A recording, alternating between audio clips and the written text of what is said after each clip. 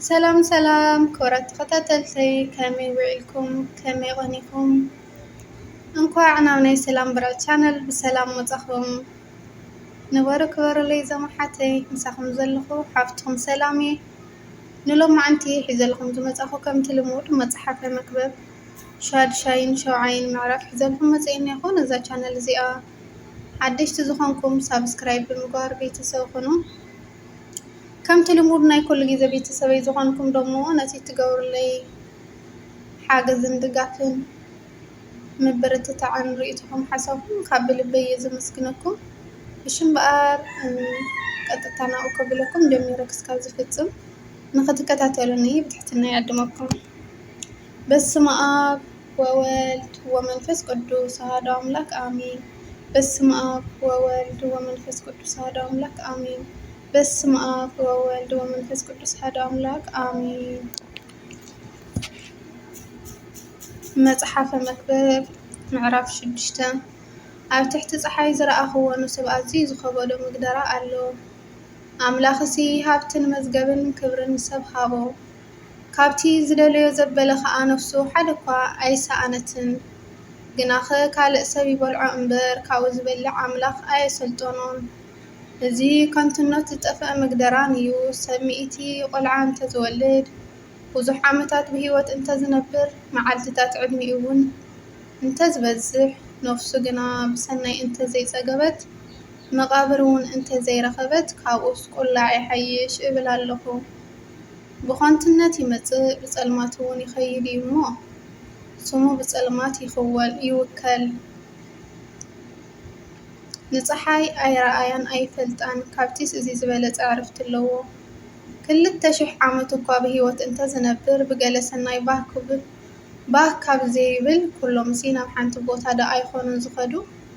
ሰብ ፃዕሩ ዘበሎ ንኣፉ እዩ ምስ ናይዚ ግና ዊንትኡ ኣይፀግብን ጥበበኛ ሓለፋ ዓሻ እንታይ ይጥቀም ኣብ ቅድሚ ህያው ምኻድ ዝፈልጥ ድኻኸ እንታይ ይጥቀም ካብ ብትምኒት ምቅብዝባዝሲ ደድሕሪ ንፋስ ምጉያ እዩ ንኾንትነት ዝበዝሖ ብዙሕ ቃላት እዩ ንሰብ ደኣ እንታይ ይጥቀሞ ብሂወት ከሎ በቲ ከም ጽላሎት ዝሕልፎ ቁጽሪ መዓልትታት ከንቱ ሂወቱ ንሰብ ሰናይ ዝኾኖ ዝፈልጥን መን እዩ ንሰብ ከብድሕሪኡ ኣብ ትሕቲ ፀሓይ ዝኸውን መን ይነግሮ እምበኣርሲ እቲ ዘሎ ቀደም ብስሙ ተሰመየ ሰብ እውን እቲ ዝኾነ ፍሉጥ እዩ ምስቲ ካብኡ ዝብርትዕ ክከራኸር ከዓ ኣይከኣልን ኣሜን መጽሓፈ መክብብ 7ይ ምዕራፍ ካብ ጽቡቕ ሽታ ጽቡቕ ስም ይሓይሽ ካብ መዓልቲ ምውላድ መዓልቲ ሞት ይበልጽ ናብ ቤት መስተ ካብ ምኻድ ናብ ቤት ሓዘን ምኻድ ይሓይሽ እዚ መወዳእታ ኩሉ ሰብ እዩ እሞ እቲ ብሂወቱ ዘሎ ኣብ ልቡ የንብሮ ገጽ እንተሓዘነ ልበ ይበርህ እሞ ካብ ሰሓቕስ ሓዘን ይሓይሽ ልቢ ጥበበኛታት ኣብ ቤት ሓዘን ልቢ ዓያሹ ግና ኣብ ቤት ሓጎስ እዩ ካብ ደርፊ ዓያሽ ምስማዕ መግናሕቲ ጥበበኛታት ምስማዕ ይሓይሽ ሰሓቕ ዓሻስ ከምቲ ኣብ ትሕቲ ቁራዕ ጣዕጣዕ ዝብል እሾኽ እዩ እሞ እዚ እውን ከንትነት እዩ ግፍዒ ንጥበበኛት ይዕሽዎ መመለጃ ኸዓ ንልቢ የጥፍኦ ካብ መጀመርታ ነታ መወዳእታ ይሓይሽ ካብ ዕቡይ መንፈስ ዓቃል መንፈስ ይሓይሽ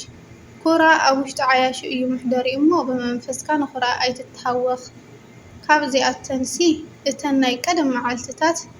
ዝሐሸ ስለምንታይ እዩ ኣይትበል እዝስ ብጥበብ ኣይኮነን እትሓቶ ዘለኻ ጽላል ጥበብ ከም ጽላል ገንዘብ እዩ ግናኸ ምብላፅ ፍልጠትሲ እታ ጥበብ ንምጥራያ ብህየት ምንባር እዩ እሞ ጥበብ ከም ርስቲ ጽብቕቲ እያ ኣረ ነቶም ፀሓይ ዘይርእዩስ ኣዝያ ትጠቕሞም እያ ንግብሪ ኣምላኽ ጠሙቶ ነቲ ንሱ ዝገበሮ መን ከየቕንዖ ነቲ ንሱ ዘገበጦ መን ከየቕንዖ ብመዓልቲ ጣዕሚ ባህ ይበልካ ብመዓልቲ መካራ ድማ ሕሰብ ሰብ ነቲ ድሕሪኡ ዝኸውን ምእንቲ ከይፈልጥ ኣምላኽ ነዝነትን ገበሮ ጻድቕ ብጽድቁ ዝጠፍእ ኣሎ ረሲእ ድማ ብግብሪ እከዩ መዓልትታቱ ዘንውሖ ኣሎ ነዚ ኩሉ ብመዓልትታት ከንትነት ረኣኽዎ እምብዛ ጻድቕ ኣይትኹን ንርእስኻ እውን እምብዛ ጥበበኛ ኣይትግበር ስለምንታይ ንርእስኻ እተጥፍእ እምብዛ ረሲ ኣይትኹን ዓሻ እውን ኣይትኹን ስለምንታይ ቅድሚ ግዜኻ እትመውት ንኣምላኽ ዝፈርህሲ ካብዚ ኩሉ የምልጥ እዩ እሞ ነዚ እንተሒዝካ ካብዚ እውን ኢድካ እንተዘይርሓቕካ ሰናይ እዩ። ካብ ኣብ ከተማ ዘለዉ 10 ስልጡናትሲ ጥበበኛ ተበርትዖ ብርግጽ ሰናይ ዝገብር እሞ ዘይሓጥእ ጻድቕ ኣብ ምድሪ የልቦን። ንስኻ እውን ብዙሕ ግዜ ንኻልኦት ከም ዝረገምካ ልብኻ ይፈልጥ እዩ እሞ ባርያኻ ክረግመካ ከሎ ከይትሰምዕሲ ነዚ ዘረባ ዘበለ ኩሉ ቃላት ኣይተቕልበሉ። ነዚ ኩሉ ጥበብ ተዓዘብክዎ ኣነ ጥበበኛ ክኸውን እየ በልኩ ንሳ ግና ካባይ ረሓቐት እታ ርሕቕትን ኣዝያ ዓማቝን ከ መን ክበጽሓ ይኽእል? ኣነ ጥበብን ምኽንያትን ነገርን ክፈልጥ ክምርምር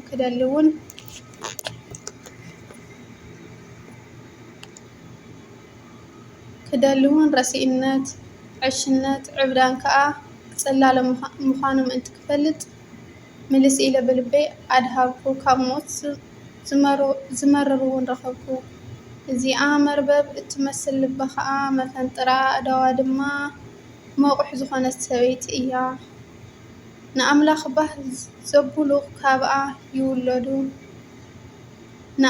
ባህ ዘብሉ ካብኣ ይመልቁ ሓጣእ ግና ብኣ ኣይትሓዝ። እቲ ሰባኺ ድማ ናብ ምስትውዓል ክበጽሕ በብሓደ እናሓዝኩ እንሆ እዚ ረኸብኩ ይብል። ነፍሰይ ግና እትደልዮ እሞ ዘይረኸበቶ ኣሎ። ካብ ሽሕሲ ሓደ ሰብኣይ ረኺበ ኣብ ማእኸል ኩላቶም ግና ሓንቲ ሰበይቲ ኣይረኸብኩን። እንሆ ኣምላኽ ንሰብ ቁኑዕ ገይሩ ከም ዝፈጠሮ ግዳ ረኸብኩ ንሳቶም ግና ብዙሓት ብልሓት ደለዩ ይብለና እቲ ቅዱስ ቃሉ።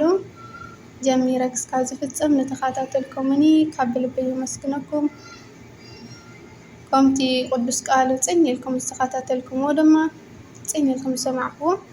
ዝሰማዕኹምዎ እግዚኣብሔር ኣምላኽ ከዓ ኣብቲ ትገብርዎ ጾምን ጸሎትን ፅን ኢሉ ይስማዕኹም። ሸር ብምግባር በረኸት ተኻፈሉ። ርኢቶኹም ሓሳብኩም ላይክ ብምግባር ኣበረታትዑኒ። ሓገዝኩም ምብርትታዕኹም ኣይፈለየኒ። ስለ ኩሉ ትገብሩለይ ነገር ደሞ ካብ ልቢ እየ ዘመስግነኩም። ያው ከምቲ ልሙድ ክስካብ ቀጻሊ ሰንበት ነራኽብ። ሰናይ ንኣኹም ሰናይ ቅንየ ይኹነልኩም ዞም ኣሕተይ። ወስብሃት ለእግዚአብሔር ወለወላዲቱ ድንግል ወለመስቀሉ ክቡር ይኹን። ኣሜን።